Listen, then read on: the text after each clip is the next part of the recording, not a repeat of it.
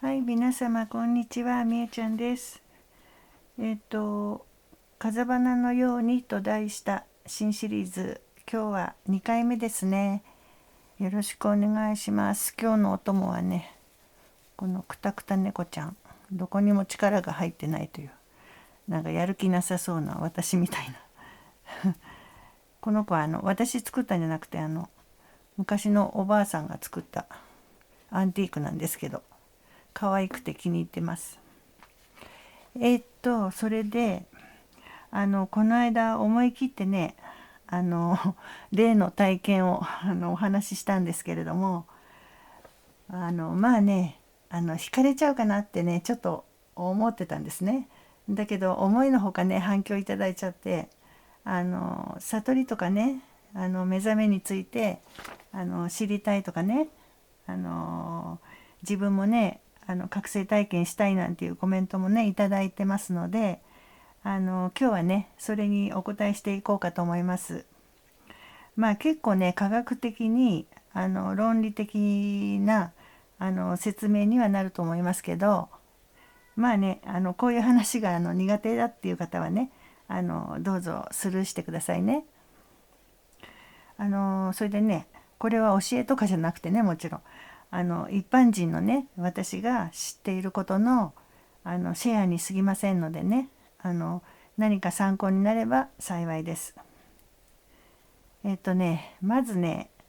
悟りというものなんですけど、まあねすごくね誤解されていて、それはね例えば長い苦しい修行の果てにね来るもので、何か途方もないね神秘的な体験でね一度覚醒したらもう人生の問題は全て解決しちゃって聖者みたいになるとかね、悟りっていうものがなんかね精神世界の金メダルみたいなね扱いを受けてるんですね。最初に言いたいのはね悟りっていうのはねそういうものでは全然ないっていうことと、あとね悟りを求めている限り絶対に悟れないっていうことなんですね。これがジレンマなんですけどね、悟りたいっていうね我欲がね邪魔するからなんです。でねそれは誰かから伝授されるとかね何かを買いに習いに行ってゲットするとか高次元へ移行するとかね、そういったものではないんですね。逆に言えばねそれは突然誰にでも起こり得ます。台所仕事してる時とかね電車に乗ってる時とかお風呂に入ってる時かもしれないし、要するにね普通に生きていていつでもね起こる可能性があるっていうことなんです。まあ現にねこの前までOL やってたような人がね悟ってそれを非二元とかノンデュアリティとか言ってね教えてますよね。そういう時代なんですよね。まあね高額のお金取っちゃうからねちょっとうさんくさくなっちゃうんだけどね、ちょっと残念でしょうね。でねそれはね一度目覚めるとね体験はね何度も訪れる可能性があるんですね。人によるんですけど、まあ私もそんなタイプですね。でそもそもね悟りっていうのは今のはいよちょっと猫が騒いでますが、このままあるがままの人生がねすなわち楽園であったと、強烈に実感することなんですね。ましてね次元上昇だとか別の空間へ行くとかそんなもんじゃないんですね。それは自我の幻想とか妄想なんです。でねそういうことを信じるのはねすごく危険なんですね。そうですね、この気づきとか悟りっていうのは例えて言うならね長年牢獄につながれてた人がねやっと解放されてふるさとの我が家へたどり着く、そんな感じなんですね。だからね皆さんもう悟りの状態にいるんですよ、我が家だから。ただそれに気づかないだけなんです。でね私の好きな良寛和尚ね良寛禅師良寛さんはね、悟りとこの現実は同じだとはっきり言ってるんですね。だからそのままの人生でね、幸せなら悟りを求めなくていいって言ってるんです。でけれどもね、ほとんどの人の人生にはね、苦しみがありますから、そこからね、真にね、本当に解放されたいなら悟りしかないんですね。で良寛さんはね、苦しみが悟りを呼ぶっていうようなことを言ってるんですが、名と語とは愛よりてなりなんて言ってます。でね、どんな時に起こるかっていうことなんですけど、大体メカニズムは分かってきてるんですね。この自分っていう感覚を作っている自我がね、エゴが一時的に何かの原因でドーッと抜け落ちた時に起きるんですね。で原因となるのがね、人生の苦しみとかストレスとかでね、その苦しみが限界になったりね、全てをもう諦めちゃったりした時に、その瞬間にね、そのエゴによるそのタガっていうかね、制限がね解除されて、真実を見ると、体感するっていうことなんですね。でその瞬間自分は消えて、でもすぐに戻ってきて、その戻ってきた自我が、あら今のはなんじゃらほいっていうことになるわけです。でね、確かにね、悟った時に強いね至福感がね起こることはあるんですね。精神がね強い自我による苦しみで一挙に解放されますから、そこに感情にね強いギャップっていうかね、誤差が生じるので、そういうふうになるんですね。で面白いのはね、アメリカの神経解剖学かな、ジル・ボルト・テイラー博士っていう人がいらっしゃるんですけど、女性ですけどね、脳梗塞で左ね左脳が破壊されてしまうんですね。でその時のね体験を語ってらっしゃるんですが、悟りそのものなんですよ、それが。個人の自分がなくなってね、宇宙そのものになったっていうことをね、本に書かれてるんです。で動画もあってね、とっても感動的なんですけど、一言で言うとね、右脳で生きると悟りの世界なんですね。で左脳だけだと自我の世界なんです。そういうふうにおっしゃってます。そしてね、まあね、長年瞑想してたりするとね、座禅してたりすると幻覚とか見ることもあるんですね。で禅ではそれを魔境と呼んでね、相手にしないんですけど、そういうね幻覚のようなものを高次元との接触と勘違いしてね、あらぬ方向へ行っちゃうことがあるんですよ。でね、いわゆるね自称覚者のような人がね、自分の悟りを一種の看板にして、でそういった神秘体験なんかをメインにしてね、ビジネスをしたり、カルトみたいな例がたくさんあるんですね。でね、まあ日本中をね宗教アレルギーにしちゃった有名なね、オウム事件なんか記憶に新しいですけどね、こういうのはね要するにお金儲けなのでね、私もね恥ずかしいんだけど過去にねプチ被害に遭った経験があるんですけどね、まだね先生というものをね頼れるもの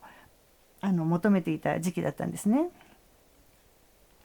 でね、それは自我の活動なのでね、教える方も教えられる方も両方にねいずれ苦しみをもたらすことになっちゃうんですよ。だからね、悟りっていうのはこうしたものとは全く無縁のね深い気づきなんですね。でそれはテイラー博士のようにね、つまり自分がこの一個の体としての個人ではないことが分かるっていうことなんですね。空に気づくっていうことです。でね、そうは言ってもね、悟りたいっていうね願いを持つ人は多いので、今日はね、どうしたらじゃあ悟りにね少しでも近づくというかね、逆にね気づきにくくなってしまうのかっていうようなことをねお話ししようかなと思います。でもあくまでもこれは私の経験からの独断なのでねそのあたりはご了承ください。でね、まずね悟りを遠ざけちゃうと私が思うものですね。さっきね次元上昇とか言いましたけどいわゆるスピリチュアルというものはありますよね。例えば目的を持った瞑想ね、何かをイメージしてやる瞑想ですね。あとアセンションとか高次元とか多次元とかね、あとタロットなんかの占いとか予言、あとチャネリングっていうのありますね。何かの存在とつながるとかね。あとスピリチュアリズムっていうのがありますね。いわゆるお化けの世界ね。それからアセンデッドマスターとか引き寄せの法則とかね、いろんなねハウツー本とかもありますよね。メソッド系ね。何百回もありがとうって言うと願いが叶うとかねいっぱいあってびっくりするんですけど、こういうものが悪いっていうんでは決してないんですけどね、こういうねスピリチュアルのワークっていうものはお金儲けしたりね自我で楽しく生きていきたいとかね、目標を持ってね自分をどんどん表現していきたいとか、そういう人にはねモチベーション上がるんですよ。実際楽しいしね人を集めてやるからワクワク感があるんですね。だけどね困ったことにこういったものはね現在の状態から別の状態へ行くっていうことでね何かを習得したりゲットしたりする行為なんですね。お願い叶えたりね。つまり自我の満足を得る世界なんですよ。占いなんかもね現在より未来に何が起こるかっていうね自我の欲求ですね。だからね二元性があって相対的な世界だから良いことも起きるけれども苦痛も必ずついて回るんですね。例えばね競争心とか嫉妬心とか羨望とか焦燥感なんかですね。具体的にはねそうねあの人は守護霊やオーラが見えるのに私はまだ見えないとかね、引き寄せやったらお金は入ったけど病気になっちゃったとかね、そういったことですね。でねこういったことは現実から今ある世界から別のところね次元上昇っていうんですか、今流行りのね4次元とか5次元とか言いますけど、そんなものあるかいなって私なんて思いますけどね。とにかくねそういうあるがままの否定なんですね。でこの何かになりゆくっていうことをクリシュナムルティはビカミングと言ってるんですね。そういうのはいけないって言ってるんですけど悟りからね限りなく遠ざかってしまうんですね。それでも私は人生楽しみたいしっていう人はねやってもいいと思います。ただね多くがね欧米で生まれたニューエイジっていうものから派生したものが多いんですね。ニューエイジっていうのはね一言で言うと半分真実、で半分面白おかしくするためのオカルト的エンターテインメントっていうのかな。残念ながら特有のね拝金主義の匂いはしますね。だからそこはね貯金残高をちゃんとねチェックしてやった方がいいと思います。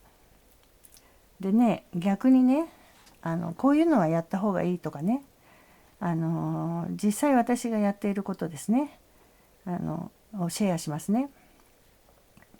まずおすすめはね座禅とかね瞑想ですね。お寺に行かなくてもね自分でもできます。ただねゆったり座って頭を空っぽにするだけでもいいです。で私は道元さんのシカンタ座っていうのがあってねそれとかクリシュナムルティの瞑想を参考にしてやってます。あと歩行禅っていうのもねやってますけど、ただね思考を見ていくだけですね。瞑想についてはねちょっと難しいのでね、ご希望があれば後でシェアしてもいいんですけど、それからね大きなものに明け渡すってことですね。何かねトラブルがあった時っていうのはそこに自我が必ず隠れてるんですね。だからそんな時はね大きな存在を感じてそれにお任せする。普段からねそれで自分がやっている行為を自分がやったっていうね観念を取り除いていくんですね。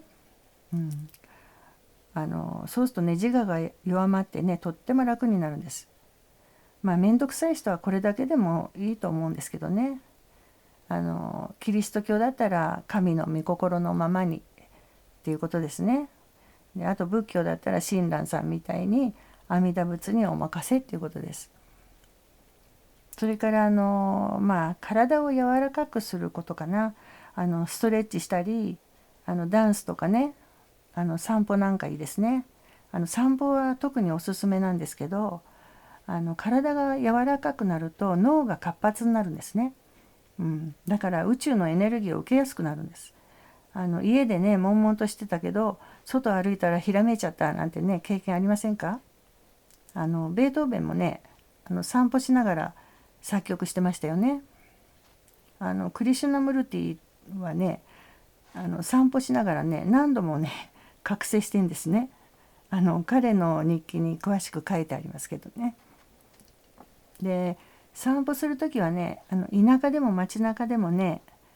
景色をねじーっと見るんですよ。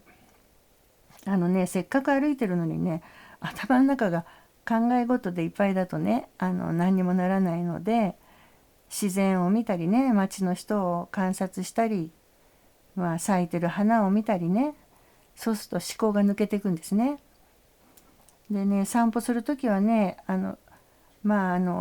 コツはね見るものと一つになることなんですね。何かを見た時に初めて見たもののように見るんです。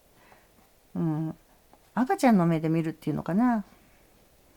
これをねクリシュナムルティは観察者は観察されるものであるなんて言ってんですけどね。あとね私はあんまりやんないけどマントラとかお経もね好きな人はやるといいと思いますね。お経と一つになると自我が弱まるしね。あと般若心経とかね唱えたり、とにかくね自我に気づいていく、頭を空っぽにするっていうことがね一番大事だと思います。でねストレス解消にもなるしね頭がね思考と自我でいっぱいだから人生が苦しいんですよ。それだけなんですよ。だからね自我に気づいてなるべく捨てていくことが一番の近道だと思いますしね。これは楽に生きるための近道でもあると思ってんですね私は。一生の作業なんです。自我ってねそれほど恐ろしいものなんですよ。でもだからといって一生懸命ね自我を消そうとするのも自我なんですね。だからその辺が難しいんですけどあとねもうこういう考えもあるんですね。自分も幻想だし自我もね幻想だから空だからそのままでいいじゃないかっていう考えがあるんですけどそれはダメなんですね。それはいわゆる無自然で苦しみから抜けることはできないんですよ。自我に気づくためのねおすすめがやっぱり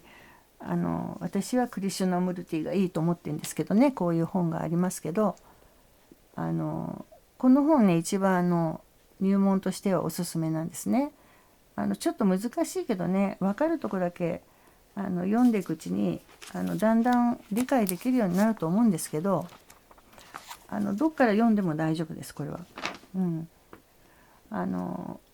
それでもねまだ難しいっていう人はね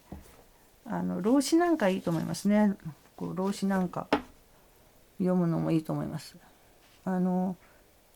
まああるがままに生きるコツみたいなね、優しくて分かりやすいです。こういうのいっぱい出てます。であとね、まあ読書はちょっとっていう人はね、いつもおすすめしてるんですけど、藤井風さんの曲を、はい、聞くといいかもしれません。はい、自我がスーッと抜けてね、涙する人もいるかもしれません。浄化されるんですね。はい、今日はねこんなところでいかがでしょうか。はい、悟りたいっていうね思いに取りつかれてる方もね中には多いかと思いますけど、まあ今の人生が楽しい人は悟りなんか求めなくてもね、先ほどのね良寛さんの言葉みたいにね、毎日自我に気づいていけば、そして日々一生懸命生きていけばね、それで十分幸せでいられるしね、まあついでに悟りにも近づくと、はい、そういうふうに私は思います。はい、これからもね皆さんが楽しくね苦しみのない毎日を送れるようにね、まあ本当に拙いことしかできませんがね、まあ私は先生でもありませんしね、分かる範囲でねこれからもお話ししていきたいと思いますので、よろしかったらチャンネル登録お願いいたします。はい、それでは今日はこの辺で失礼します。さようなら。